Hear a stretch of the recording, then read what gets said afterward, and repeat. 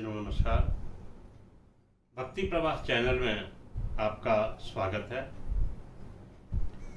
वैशाख महात्म कथा श्रृंखला के अंतर्गत हम आज आपके लिए 15वें अध्याय की कथा लाए हैं। कल आपने 14वें अध्याय की कथा तक सुना कि किस प्रकार ब्राह्मण मुनिवर शंख ने व्याध को बताया कि तुम किस कर्म से व्याध हुए और किस कर्म से तुम्हें मेरी संगति की प्राप्ति हुई। आज कथा उससे आगे चलेगी। कथा आरंभ उसके पूर्व सभी भक्तों से आग्रह है कि हमारे चैनल को सब्सक्राइब कर लें अगर अब तक नहीं किया हो तो, और बेल आइकन दबा दें, वीडियो को लाइक करें तथा पूरी कथा का आनंद लेने के लिए कथा की पूरी वीडियो को देखा करें। कथा आरंभ करें इसके पूर्व गणेश जी महाराज की एक बार वंदना करते हैं। विघ्नेश्वराय वरदाय सुरप्रियाय लंबोदराय सकलाय जगद्विताय नागाननाय श्रुतियज्ञ विभूषिताय गौरीसुताय गणनाथ नमो नमस्ते। त्वं वैष्णवी शक्तिरनंत वीर्या विश्वस्य बीजं परमासि माया सम्मोहितं देवी समस्तमेतत् त्वं वै प्रसन्ना भुवि मुक्ति हेतु।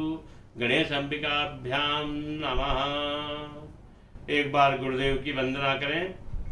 गुरुर ब्रह्मा गुरुर्विष्णु गुरुर्देवो महेश्वरा गुरु साक्षात् परब्रह्मा तस्मै श्री गुरुवे नमः। श्री सद्गुरुदेव भगवान की जय। बोलिए वासुदेव भगवान श्री कृष्ण की जय। श्रीमन्नारायण नारायण नारायण भजमन नारायण नारायण नारायण हरि नारायण नारायण नारायण श्रीमन्नारायण नारायण नारायण। श्री सच्चिदानंद भगवान की जय। नारद जी कहते हैं कि हे राजन, मिथिलापति महाराज जनक श्रुतदेव जी महाराज से पूछते हैं कि हे मुनिवर, जब व्याध को इस बात का पता चल गया कि वो किस कर्म से इस जन्म में व्याध हुआ है और उसे मुनि शंख की संगति किस कर्म के फलस्वरूप प्राप्त हुई है, तो प्रभु इसके बाद क्या हुआ। श्रुतदेव जी कहते हैं कि हे राजन, इसके बाद मुनिवर शंख और व्याध के बीच में फिर संवाद चलता है। व्याध कहता है कि हे ब्राह्मण, आपने पहले कहा था कि भगवान विष्णु की प्रीति के लिए कल्याणकारी भागवत धर्म का और उनमें भी वैशाख मास में कर्तव्य रूप से बताए हुए नियमों का पालन करना चाहिए। वे भगवान विष्णु कैसे हैं, उनका क्या लक्षण है, उनकी सत्ता में क्या प्रमाण है तथा वे सर्वव्यापी भगवान किनके द्वारा जानने योग्य हैं। वैष्णव धर्म क्या है और किससे भगवान श्री हरि प्रसन्न होते हैं। हे महामते, मैं आपका दास हूँ, मुझे ये सब बातें बताइए। व्याध के इस प्रकार पूछने पर शंख ने रोग शोक रहित संपूर्ण जगत के स्वामी भगवान नारायण को प्रणाम किया और कहा, हे व्याध, भगवान विष्णु का स्वरूप कैसा है ये सुनो। भगवान समस्त शक्तियों के आश्रय, संपूर्ण गुणों की निधि तथा सबके ईश्वर बताए गए हैं। वे निर्गुण, निष्कल तथा अनंत हैं। सत्य, चित्त और आनंद अर्थात सच्चिदानंद, यही उनका स्वरूप है।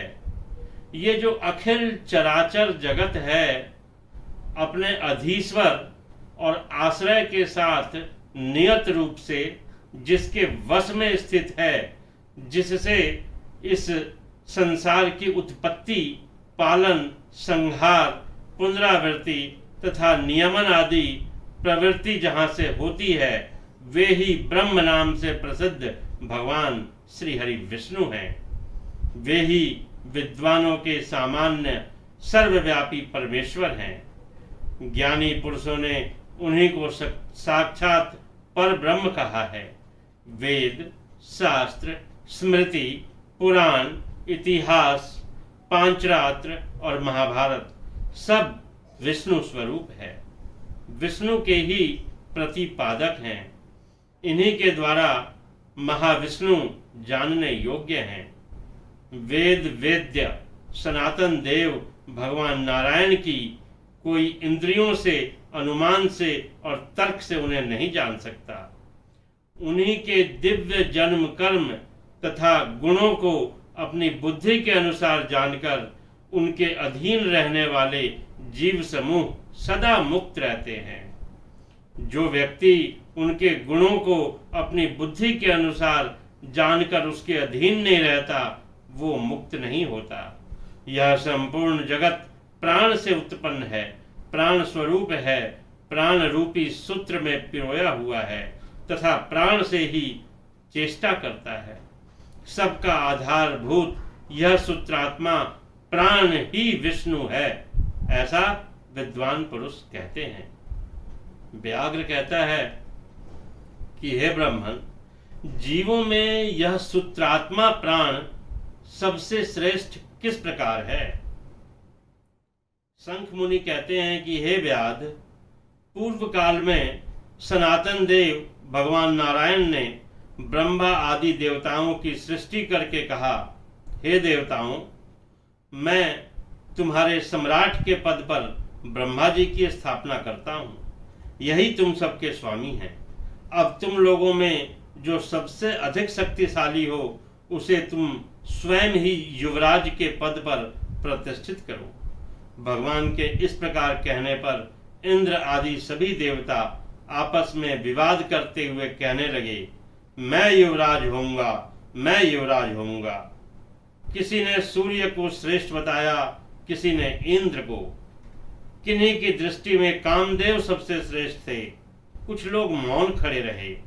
आपस में जब कोई निर्णय हुआ नहीं, तो वे भगवान नारायण के पास पूछने के लिए गए और प्रणाम करके हाथ जोड़कर बोले, हे महाविष्णु, हम सब ने अच्छी तरह विचार कर लिया, किंतु हम सब में श्रेष्ठ कौन है, यह हम अभी तक किसी प्रकार निश्चय नहीं कर सके। अब आप ही निर्णय करें। तब भगवान विष्णु ने हंसते हुए कहा, इस विराट ब्रह्मांड रूपी शरीर से जिसके निकल जाने पर यह गिर जाएगा और जिसके प्रवेश करने पर पुनः उठकर खड़ा हो जाएगा, वही देवता सबसे श्रेष्ठ है। सज्जनों, ये 15वें अध्याय की कथा यहीं समाप्त होती है। भगवान विष्णु इतना कहकर के चुप हुए और सभी देवता उनकी तरफ इस आश्रय से देखने लगे कि भगवान अब क्या कहते हैं। तो आइए अब आगे की कथा हम कल के अध्याय में सुनेंगे। तब तक के लिए श्रीमन्नारायण नारायण नारायण, भजमन नारायण नारायण नारायण, हरि नारायण नारायण नारायण, श्रीमन्नारायण नारायण नारायण।